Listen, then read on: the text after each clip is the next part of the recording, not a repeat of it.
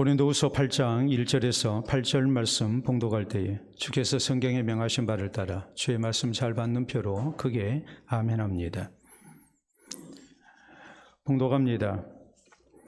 형제들아, 하나님께서 마게도냐 교회들에게 주신 은혜를 우리가 너희에게 알리노니 환난은 많은 시련 가운데서 그들의 넘치는 기쁨과 극심한 가난이 그들의 풍성한 연보를 넘치도록 하게 하였느니라.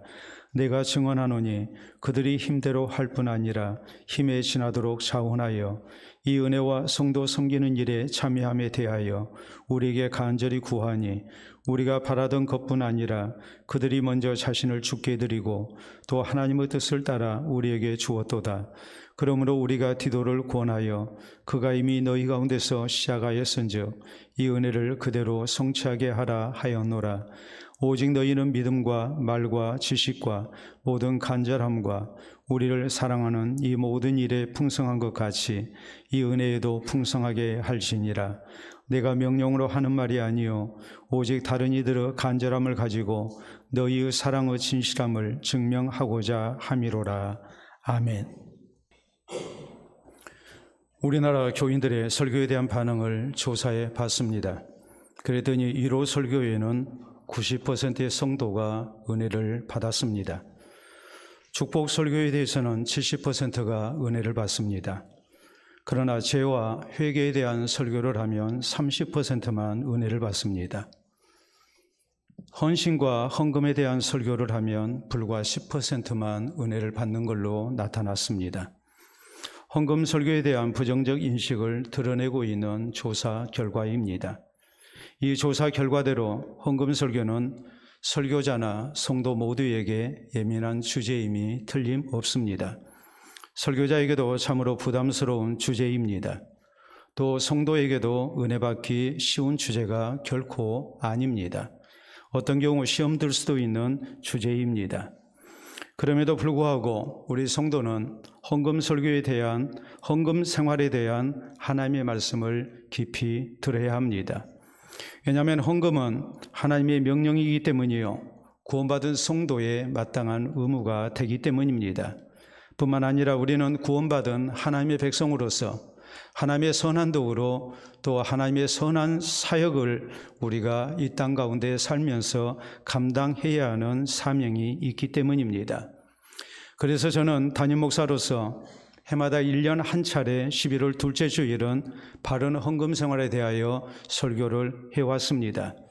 오늘 본문 성경은 우리 성도가 어떤 신앙 자세로 헌금 생활을 해야 하는가에 대하여 가르칩니다. 본문 성경에 보면 고린도 교회를 세우고 지도했던 사도 바울은 고린도 교회의 성도들에게 흉년을 당해 어려움 가운데 있는 예루살렘 교회의 성도들을 위한 나눔 헌금에 동참할 것을 촉구합니다. 그러면서 마게도냐 교회의 성도들의 헌금 생활을 고린도 교회의 성도들은 본받아야 된다고 강조합니다. 특히 2절에 보면 환난의 많은 시련 가운데서 그들의 넘치는 기쁨과 극심한 가난이 그들의 풍성한 연보를 넘치도록 하게 하였느니라라고 말씀합니다. 여기 연보가 나오는데 연보는 한자어로서 줄 연자에 도울 보자입니다. 그렇기 때문에 오늘날로 말하자면 구제 헌금을 말하고 나눔 헌금을 의미합니다. 더 크게 포괄적으로 우리가 생각하자면 연보는 성도들이 하나님 앞에 드리는 헌금을 의미합니다. 다시 말해 고린도 교회의 성도들로 하여금 마게도냐 교회의 성도들의 신앙적인 바른 헌금 생활을 본받아서 저희도 풍성한 연보를 할 것을, 풍성한 헌금을 할 것을 바울 사도는 강하게 촉구하고 있습니다. 그러므로 사랑하는 성도 여러분, 우리 모두도 오늘 본문 성경을 통해서 마게도냐 교회의 바른 헌금 생활에 대하여 살펴봐야 합니다. 그래서 우리 모두도 마게도냐 교회처럼 풍성한 연보를 힘쓰는 가운데 또 하나님 나라 사역에 귀하게 쓰임받는 성도와 교회가 되어야 될 것입니다. 그러면 우리 성도는 바른 헌금 생활을 위하여 어떤 신앙 자세가 있어야 합니까? 풍성한 연보를 위해서 우리 모두가 어떤 신앙 자세를 가지고 있어야 합니까? 우리는 첫째로 자원하는 마음이 풍성해야 합니다. 1절에 보면 형제들아, 하나님께서 마게도냐 교회들에게 주신 은혜를 우리가 너희에게 알리노니라고 했습니다. 마게도냐 교회의 성도들이 흉년당한 예루살렘 교회를 위하여 풍성한 연보를 하고 있는 것, 이것을 놓고 사도 바울은 하나님께서 주신 은혜라고 말합니다. 그만큼 하나님 보시기에 귀하고 복된 일인 것을 먼저 강조합니다. 그리고 이어서 2절에 말씀합니다. 환난은 많은 시련 가운데서 그들은 넘치는 기쁨과 극심한 가난이 그들의 풍성한 연보를 넘치도록 하게 하였느니라라고 강조합니다. 마게도냐 교회는 오늘날 그리스 북부 지역을 얘기합니다. 우리가 성경에 보면 마게도냐 교회, 빌립보 교회, 데살로니가 교회, 베레아 교회, 이런 교회가 바로 그리스 북부 지역에 있는 마게도냐 지역에 있는 교회들이었습니다. 당시 이 땅은 로마의 지배를 받고 있었고 식민지였습니다. 그렇기 때문에 경제적으로 많은 수탈을 당하고 있었습니다. 금광과 은광을 빼앗겼고 그리고 산림 벌목권을 빼앗겨서 이 지역에 살고 있는 사람들은 경제적으로 매우 가난했습니다. 그뿐만이 아니라 저희는 신앙적으로 무서운 박해를 당하고 있었습니다. 그러므로 저희는 극심한 가난 속에 시달리고 있었던 것입니다. 그럼에도 불구하고 넘치는 기쁨과 극심한 가난이 풍성한 연보를 넘치도록 하게 했다라고 바울은 증거합니다. 저희는 넘치는 기쁨 가운데 헌금했습니다. 예수 그리스도를 통하여 구원받은 감격과 기쁨이 넘쳐난 가운데 저희가 헌금을 했다는 말입니다. 오늘 내가 가난합니다. 힘듭니다. 나 살기 어렵습니다.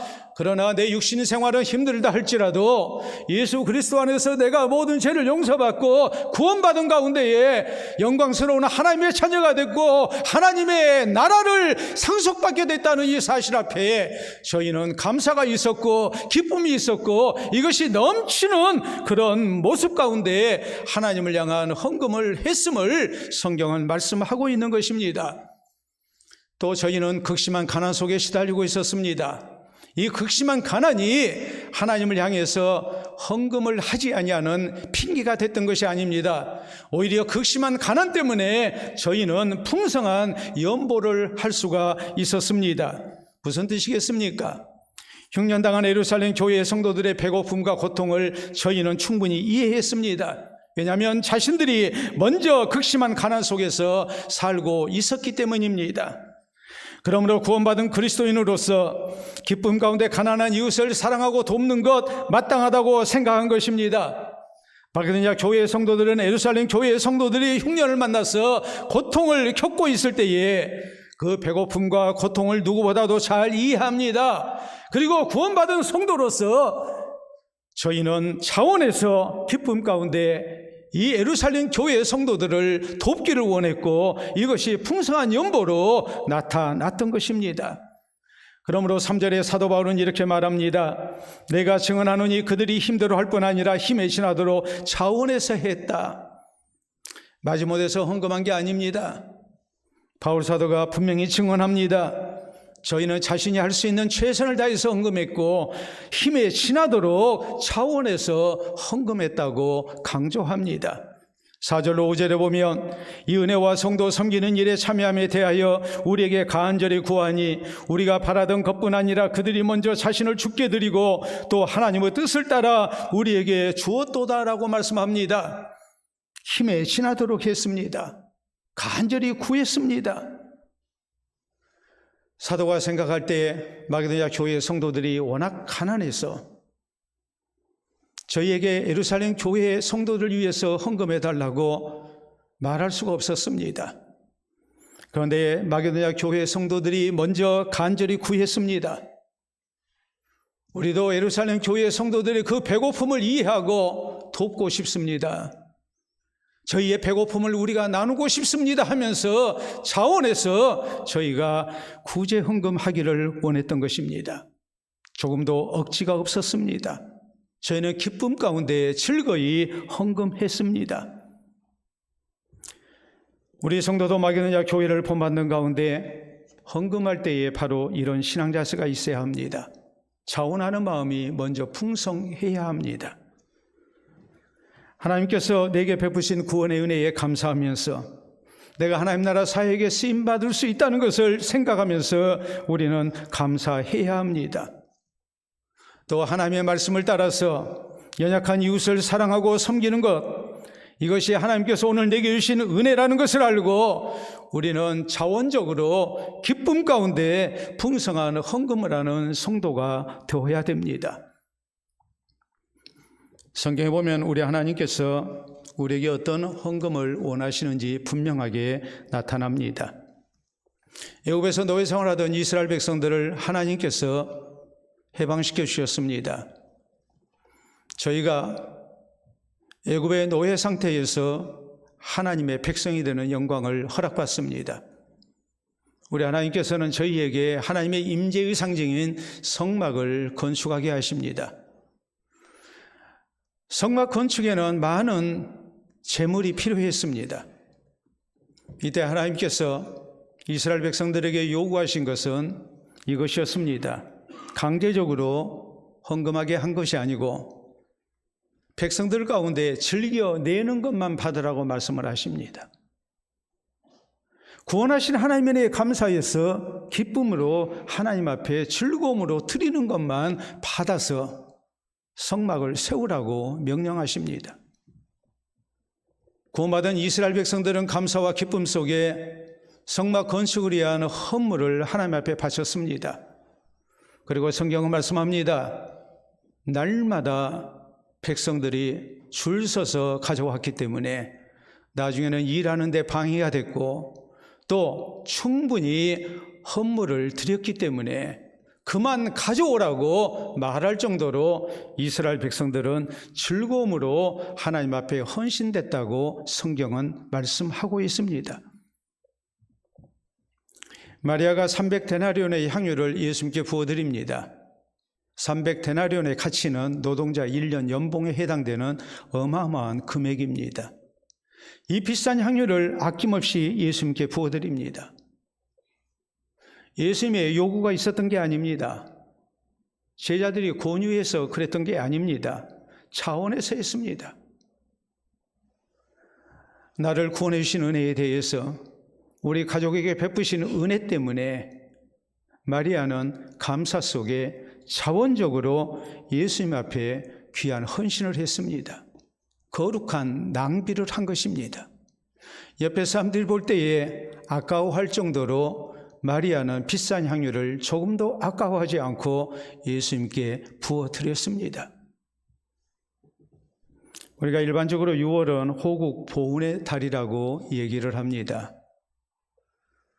이 나라가 있기까지 먼저 희생했던 순국 선열들을 우리가 기억하고 그분들을 추모하고 또한 그 은혜에 보답할 것을 다짐하는 달입니다.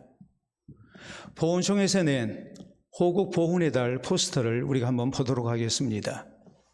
여러분 보시게 되면 6월은 호국 보훈의 달, 그리고 그 아래 이렇게 쓰여져 있습니다. 당신이 있었기에 오늘의 우리가 있습니다. 무슨 뜻인지 우리가 잘 알지 않습니까? 나라를 지키기 위해서 목숨을 바친 장병들의 희생을 잊지 말자는 거예요. 오늘날 평화의 시대를 살고 있는 우리가 이 은혜를 다시 한번 기억하면서 자원하는 마음으로 감사하고 또한 저희를 추모하고 그 은혜에 보답하기를 힘써야 됨을 강조하는 포스터 아니겠습니까? 사랑하는 성도 여러분, 성경 고린도서 9장 5절에 하나님의 말씀을 이렇게 전합니다. 미리 준비해서 헌금해야 억지가 아니고 참 헌금이라고 말씀합니다. 고린도서 9장 7절에는 또한 말씀합니다. 인색함으로나 억지로 헌금하지 말지니 하나님은 즐겨내는 자를 사랑하시느니라라고 우리에게 강조합니다. 그러므로 우리 성도는 하나님께서 내게 베푸신 영육간 은혜를 기억하며 차원에서 헌금해야 합니다. 예수 그리스도를 통해서 구원받은 은혜에 감사해야 됩니다. 하나님께서 내 삶 속에서 함께 하시고 도와주시는 은혜를 우리가 감사해야 합니다. 내 수고를 받으시고 거두게 하신 그 은혜에 우리가 또한 감사해야 합니다.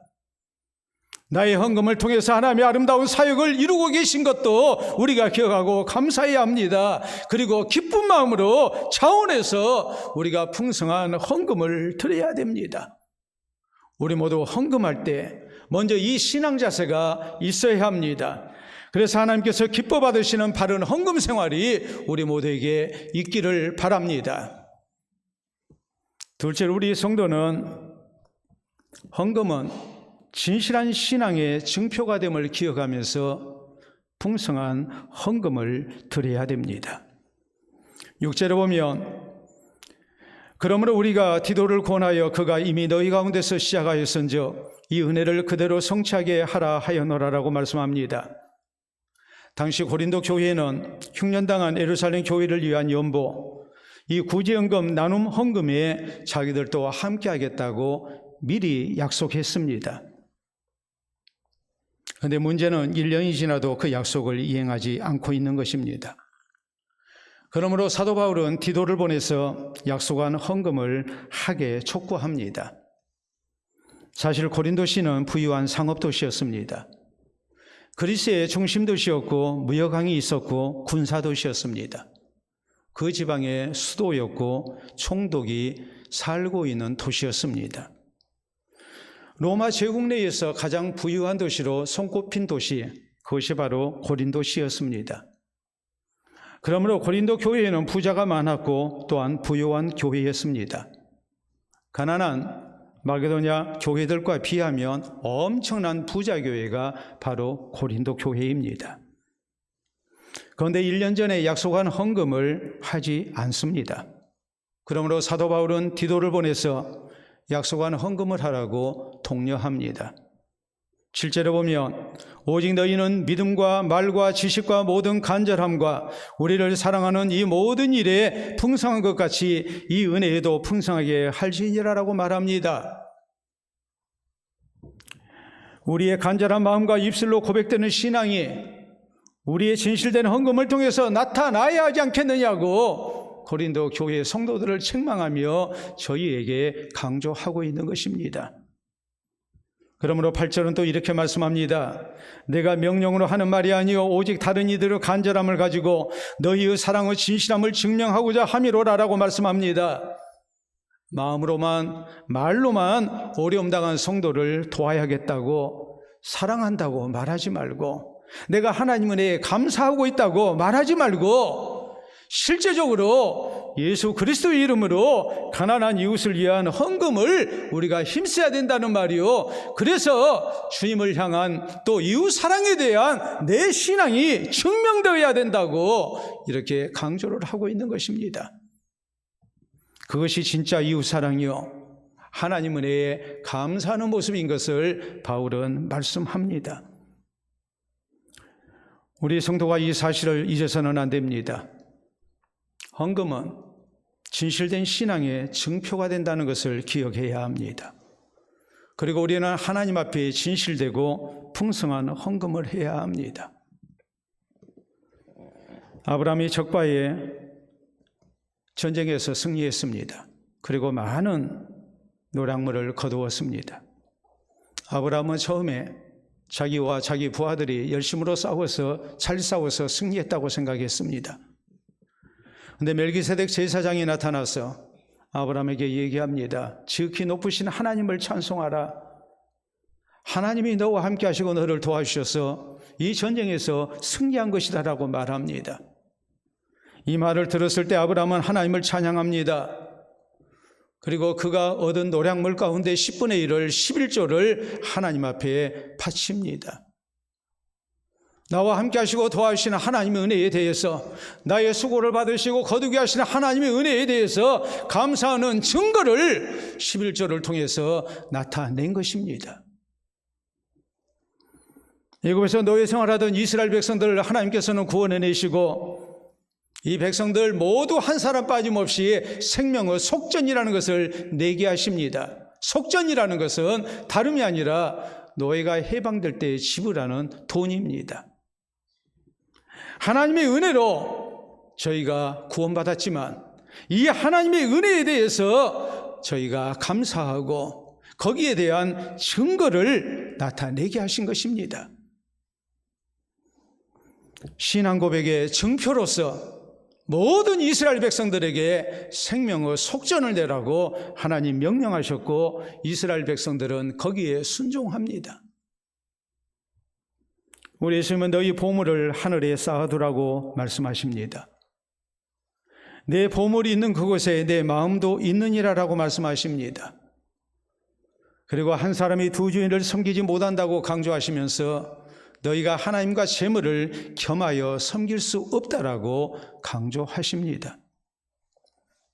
우리의 삶 속에서 재물이 하나님이 돼서는 안 된다는 말이요, 재물 대신에 하나님 의지하는 모습 있어서는 안 된다는 말입니다.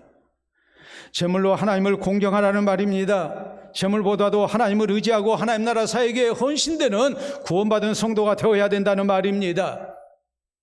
그래야 우리가 진짜로 하나님을 섬기며 사는 성도라는 말이요, 하나님 의지하며 사는 성도라는 말이요, 하나님 나라를 사모하며 사는 천국 백성이 될 수 있음을 분명하게 우리에게 가르치십니다. 일제강점기 때에 우리 민족과 나라의 독립을 위해서 싸운 애국 선열들이 많습니다. 이 가운데 윤봉길 의사가 있습니다. 윤봉길 의사는 1932년 4월 29일 오전 11시 40분에 중국 상하이에 있는 홍코우 공원에서 열린 일본왕 생일 기념 및 전승 기념 행사에서 폭탄을 던져서 저희를 처단했습니다. 당시 일본 군인과 경찰 12,000여 명이 행사에 참석 중이었습니다. 윤봉길 의사가 던진 폭탄을 통해서 일본군 총사령관인 시라카와 대장 등 지휘관들 다수가 사망합니다.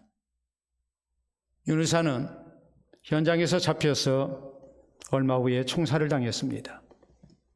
그때 윤 의사의 나이는 24세였고 그에게는 어린 두 아들이 있었습니다. 이 윤봉길 의사가 거사일인 4월 29일 임시정부 주석인 김구 선생과 마지막 식사를 나눕니다. 그때 윤 의사는 김구 선생에게 한 가지 제안을 합니다. 제 시계는 이번 거사를 위해서 선생님 말씀대로 6원을 주고 산 것입니다. 그런데 선생님 시계는 2원짜리 낡은 것입니다. 제 시계는 이제 1시간밖에 소용이 없는 물건입니다. 그러므로 선생님 시계와 바꾸는 게 좋겠습니다. 그래서 두 사람은 서로 시계를 바꿨습니다. 그리고 태극기를 배경으로 사진을 촬영했습니다. 김구 선생은 이 시계를 암살로 순국할 때까지 몸에 지니고 계셨습니다. 왜냐하면 윤봉길 의사의 애국과 애족의 증표가 되기 때문입니다. 24세의 청년으로서 어린 두 아들을 남기고 자기의 목숨을 던졌던 윤 의사를 목숨이 끝나는 그날까지 기억했습니다. 그 증표를 보며 기억한 겁니다. 우리가 사진으로 확인해 보도록 하겠습니다. 두 분이 거사 1시간 전에 태극기 앞에서 찍은 모습입니다. 다음 사진을 보시게 되면 이번에는 윤봉길 의사가 자기의 심경을 담은 조국 독립에 대한 글을 쓰고 그리고 그것을 가슴에 걸고 한 손에는 수류탄, 한 손에는 권총을 들고 사진을 찍었습니다. 다음 사진을 보시게 되면 백범 김구 선생 시계가 왼편에 있고 오른편에 윤봉길 의사 시계가 있습니다. 백범의 시계는 보물로 이렇게 보존되고 있고 윤 의사의 시계는 등록 문화재로 이렇게 보존이 되고 있습니다. 왼쪽에 있는 시계, 그 시계가 실상은 윤봉길 의사의 시계이고 오른쪽에 있는 시계는 김구 선생의 시계입니다. 두 분이 바꿔서 그것을 죽을 때까지 몸에 지니고 있었던 것입니다. 나라를 사랑하고 헌신된 증표입니다. 그러니까 보물로서 등록 문화재로서 우리가 보존하고 있는 것입니다. 사랑하는 성도 여러분, 우리 하나님은 잠언 3장 9절에 분명히 말씀하십니다. 내 재물과 내 소산물의 처음 익은 열매로 여호와를 공경하라라고 말씀하십니다. 마음으로만 입술로만 하나님 공경하지 말고 재물로 하나님을 공경하라. 소산물의 처음 익은 열매로 하나님을 공경하라. 첫 열매를 하나님께 드리는 가운데 하나님의 은혜에 가장 먼저 감사라는 말이요, 하나님을 가장 높이 뽑히는 공경의 증표가 우리에게 있어야 한다는 말입니다. 그러므로 우리 성도는 하나님을 향한 헌금은 내 신앙 고백의 증표가 된다는 사실을 명심해야 합니다. 헌금을 통해서 구원 은혜에 감사해야 됩니다. 헌금을 통해서 하나님을 사랑하고 이웃을 사랑하는 증표를, 또 하나님 향한 헌신을 우리가 나타내야 합니다. 그래서 구원받은 성도로서 진실된 신앙 고백의 증표가 우리 모두에게 늘 풍성한 아름다운 신앙생활이 우리에게 있기를 바랍니다. 세 번째로, 우리 성도는 하나님의 풍성한 은혜를 믿고 풍성한 헌금을 드려야 합니다. 1절에 보면, 형제들아 하나님께서 마게도냐 교회들에게 주신 은혜를 우리가 너희에게 알리노니라고 말씀합니다. 마게도냐 교회에 하나님께 주신 은혜가 무엇이었을까요? 우리가 이어지는 말씀을 보면 그것은 풍성한 헌금을 하는 모습이었습니다. 그러므로 4절에도 이것을 은혜라고 말합니다. 또 6절에 보면 고린도 교회도 이 은혜를 그대로 성취하라고 말합니다. 헌금하는 것을 하나님의 은혜로 알고 우리가 풍성한 헌금을 해야 된다는 말입니다. 7절에도 보면 이 은혜에도 풍성하게 하라라고 말씀합니다. 철저하게 헌금하는 것은 하나님의 은혜라고 강조합니다. 왜 헌금하는 것이 하나님의 은혜일까요? 우리가 네 가지로 생각할 수 있습니다. 첫째는, 헌금은 하나님을 향한 신앙 고백이 되기 때문입니다. 두 번째는, 이웃사랑을 실천하는 방법이 되기 때문에 그렇습니다. 세 번째, 우리가 생각할 수 있는 것은 내가 하나님 앞에 헌금할 수 있는 것, 드릴 수 있는 것 자체가 하나님 은혜입니다. 드릴 수 있는 믿음이 있어야 드릴 수 있죠. 드릴 수 있는 선한 형편이 주어져야 우리가 헌금할 수 있죠. 그러니까 은혜입니다. 드릴 수 없는 것보다 헌금하는 것이 훨씬 큰 하나님의 은혜입니다. 네 번째는, 헌금에 대한 하나님의 약속하신 복이 있기 때문입니다. 그러므로 헌금을 성경은 은혜라고 강조하고 있는 겁니다. 받는 것만 은혜가 아닙니다. 드리는 것도 은혜라고 강조하는 이유가 바로 그런 뜻입니다. 실제 성경은 우리 하나님께서 성도가 바르게 헌금할 때 하나님의 복이 약속됐다는 사실을 분명하게 밝힙니다. 아브라함이 최초로 하나님 앞에 11조를 드렸을 때 우리 하나님은 그것을 받으시고 아브라함에게 또 그 자손에게 하나님의 놀라운 복을 약속하십니다. 느헤미야가 백성들과 함께 하나님 앞에 11조를 드리고 이렇게 기도합니다. 여호와여, 나를 기억하여 주시옵소서. 11조를 드릴 수 있는 형편이 아니었지만 힘써서 11조를 드렸습니다. 그리고 하나님을 향해 기도합니다. 하나님, 나를 기억하여 주시옵소서. 우리 예수님은 마태복음 6장 33절에 분명히 말씀하십니다. 너희는 먼저 하나님의 나라와 그의 의를 구하라. 그리하면 먹을 것, 마실 것, 입을 것, 우리의 경제생활에 필요한 모든 것을 하나님이 더해 주신다고 분명하게 우리 주님은 약속하셨습니다. 빌립보서 4장 18절로 19절에 있는 말씀을 보면 우리가 바르게 헌금 생활할 때에 이것은 하나님께서 받으실 만한 향기로운 제물이요 하나님을 기쁘시게 한 것이라고 강조합니다. 그리고 하나님께서 풍성한 대로 모든 쓸 것을 채워주신다고 우리에게 약속하십니다. 미국에 윌리엄 더글러스라는 청년이 있었습니다. 시골에서 살던 이 청년이 고향을 떠나서 도시로 일자리를 찾아 나섰습니다. 그런데 쉽게 취업이 되지 않습니다. 가진 돈 다 떨어지고 $1밖에 남지 않았습니다.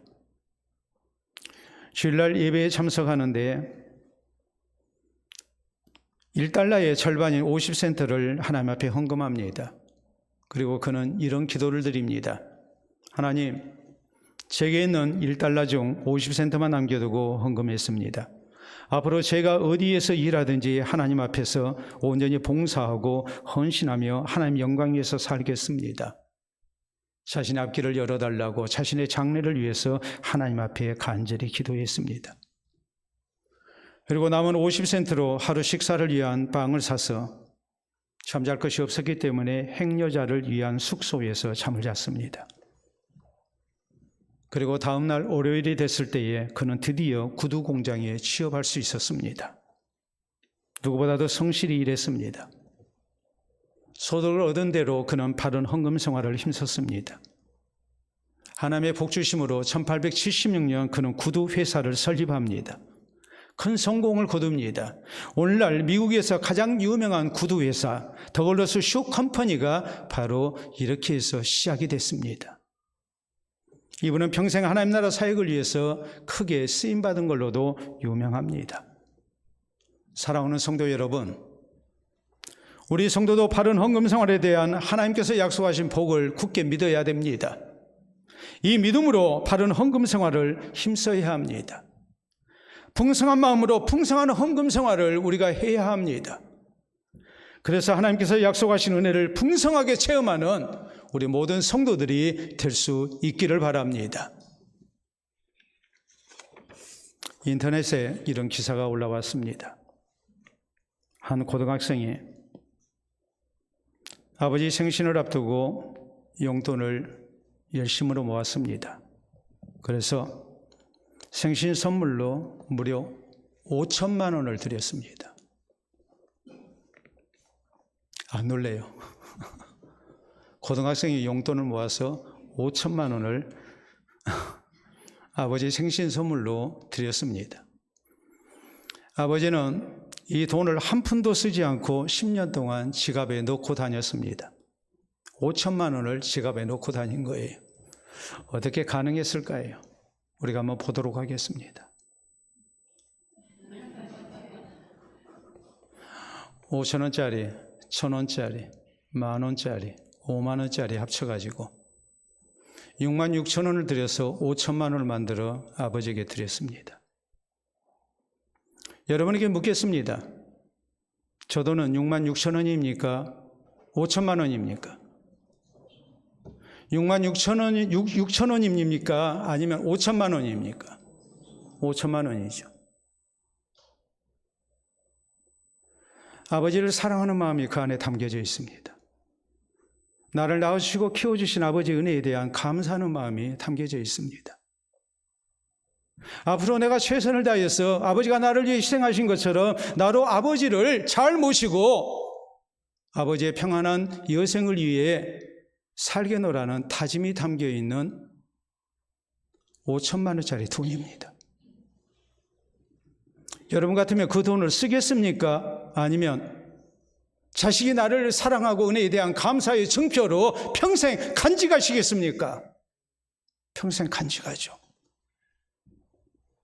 그러므로 이 아버지는 10년 동안 이 돈을 쓰지 못하고 간직하고 있다는 그런 보도였습니다. 사랑하는 성도 여러분, 하나님의 자녀된 우리 성도에게도 하나님 은혜에 대한 풍성한 감사와 헌신이 있어야 됩니다. 풍성한 헌금 생활이 우리에게 있어야 됩니다. 하나님 은혜에 감사드리면서 자원하는 마음이 풍성한 가운데 우리가 헌금해야 합니다. 바른 헌금 생활은 진실된 신앙생활의 아름다운 증표가 된다는 사실을 우리는 잊어서는 안 됩니다. 하나님의 풍성한 약속하신 은혜를 믿고 우리가 풍성한 헌금을 드려야 됩니다. 우리 모두 헌금할 때 이 신앙 자세가 있기를 바랍니다. 그래서 바른 헌금 생활을 통하여 우리의 신앙을 지키고 하나님의 약속대로 하나님이 선한 형편 주시는 가운데 우리가 더 아름다운 모습으로 하나님 나라 사역을 위하여 귀하게 쓰임받는 성도와 교회 될 수 있기를 우리 주님의 이름으로 축복합니다. 우리 함께 기도합니다. 오늘 나는 하나님 앞에 헌금할 때에 어떤 헌금을 드리고 있습니까? 하나님 은혜에 대한 풍성한 감사와 헌신이 있습니까? 내가 드리는 헌금이 사용되어져서 없어진다 할지라도 하늘나라에 쌓아둔 보물이 되고 내 신앙 고백의 증표가 되리라는 것을 하나님이 잊지 않고 기억하고 계신다는 것을 믿으면서 헌금합니까?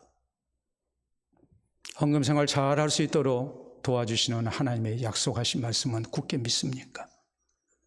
다시 한번 우리의 신앙을 다잡고 하나님을 향해 풍성한 헌금 생활할 것을 다짐할 수 있기를 바랍니다. 기도합시다.